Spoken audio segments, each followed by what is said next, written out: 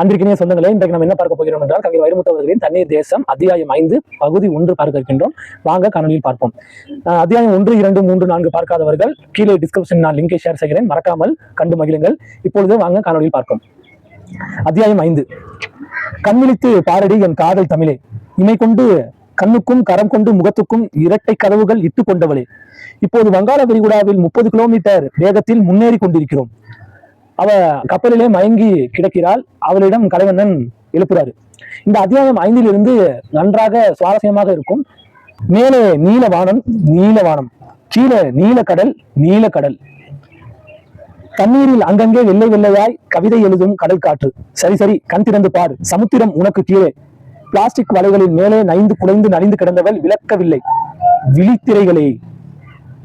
தலை சுற்றியது தமிழுக்கு. அவள் அடிவயிற்றில் மெல்ல மெல்ல பெரிதா ஒரு குமட்டல் குமி. புதிய விருந்தாளிகள் வந்திருக்கும் புலா காகிதத்தில் அலை மீன்கள் ஆனார்கள் மீனவர்கள். வராதவர்கள் வந்திருப்பதால் விழாத மீன்கள் விழும். நம்பிக்கை மொழி பேசி நடனம் ஆடினார்கள். காதலர் தனிமைக்கு பின்பக்கம் தந்துவிட்டு முன்பக்க சுக்கான் அறையில் மொத்தமாய் ஆனார்கள். தன் சொற்பொழிவுக்கு கடல் கைத்தட்டுவதாய் கருதிய களிப்போடு இன்னும் அதிகமாய் ஓசையிட்டது விசைப்படகு. காதலியை மடியில் போட்டவன் கண்களை கடலில் போட்டான். கண்ணுக்கு எட்டிய மட்டும் கடல் மட்டும், கண்ணுக்கு எட்டிய தூரம் கடல் தான் இருக்கின்றது. இது வியப்பின் விசாலம், பூமாதேவியின் திரவச்சோலை. ஏ தமிழா, உன் புலமை கண்டு புல்லரிக்கின்றேன்.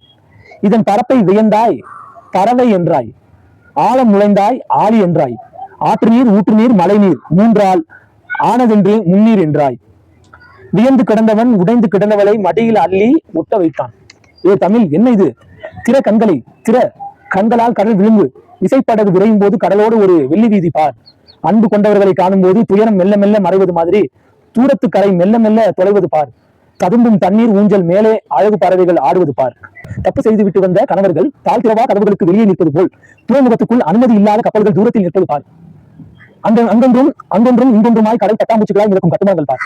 காசுக்கு மனமாறும் மஞ்சள்களை போல அங்கங்கே நிறமாறும் கடல் பார். நீ ஏன் பயப்படுகிறாய்? தன்னை கடந்து விட்டானே என்று கடல் தான் மனிதனை பார்த்து பயப்படுகிறது.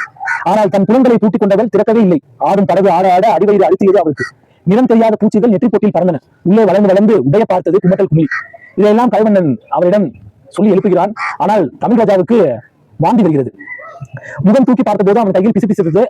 முகம் தூக்கி பார்த்தபோது அவன் கைகளில் பிசுபிசுத்தது அவள் கண்ணீர். அழுகிறாயா? கடல் நீரை மேலும் கரிக்க வைக்கிறாயா? கடலில் 3.6% உப்பு முன்னமே இருக்கிறது, அது போதும். எங்கே உன் இதழ் நீர் துப்பு, இனிக்கட்டும் கடல். ஏன் இப்படி என்னை சோதிக்கிறீர்கள்? அவள் எழுந்து கூட்டி விசுமினாள். தன் மேல் விழும் மண்ணை சோதனை என்று சொன்னது உண்டா விதை? உளியின் உரசலை சோதனை என்று சொன்னது உண்டா சிலை? இது பயிற்சி, முளைக்க வைத்து முழுமையாக்கும் முயற்சி. சோதனை என்று சொல்லாத பெண்ணே, சொடுக்கு விரலுக்கு சோதனை அல்ல. அவள் வயிற்றில் புறப்பட்ட வாந்தி நெஞ்சில் வந்து நின்று விட்டது. தன்னிரும் கரங்களால் அவள் தலை தாங்கி தவித்தாள். துவண்ட கொடிக்கண்டு துடித்தாள் அவனும். இது கடல் நோய். ஒரு வகையில் இது ஒவ்வாமை. முதலாய் கடல் புகும் பலருக்கு இது வரவே வரும். கலங்காதே. சின்ன சின்ன சிரமங்களுக்கு உன் உடம்பை உட்படுத்து. எனக்கு இது தேவைதானா? அவள் கன்னத்தில் விழுந்த கண்ணீர் வாயில் விழுந்ததை வார்த்தை நனைத்தது. என்ன ஒரு ஓமை! தேவைதானா என்று கேட்டிருந்தால் தீயை அறிந்திருக்க முடியுமா? குரங்கில் இருந்து மனிதன் குதித்திருக்க முடியுமா? தூரத்தை நெறியிருக்க தீயை தேவைதானா என்று கேட்டிருந்தால் தீயை அறிந்திருக்க முடியுமா? குரங்கில் இருந்து மனிதன் குதித்திருக்க முடியுமா? தூரத்தை நெருங்கி இருக்க முடியுமா? நேரத்தை சுருக்கி இருக்க முடியுமா? தேவைதான் முட்டைக்குள் இருக்கும் உயிரை மூச்சு விட வைக்கிறது. தேவைதான் உலக உருண்டைக்கு ஒரே பகல் கொண்டு வர யோசிக்கிறது. உணர்வுகளின் தேவை காதல், உணர்ச்சிகளின் தேவை காமம், உலகத்தின் தேவை உழைப்பு. இந்த தேவைகளின் வெவ்வேறு வடிவங்களே வாழ்க்கை. பெண் மீது காதலும் வெற்றி மீது வெறியும் இல்லை என்றால் இன்னும் இந்த பூமி பிறந்த மேனியாகவே இருந்திருக்கும். அவன் பேச்சுக்கு காது கொடுத்தது காற்று மட்டும்தான். அவள் கேட்டாளா இல்லையா என்பதனை நாம் அடுத்த பக்கத்தில் பார்ப்போம். நன்றி, வணக்கம்.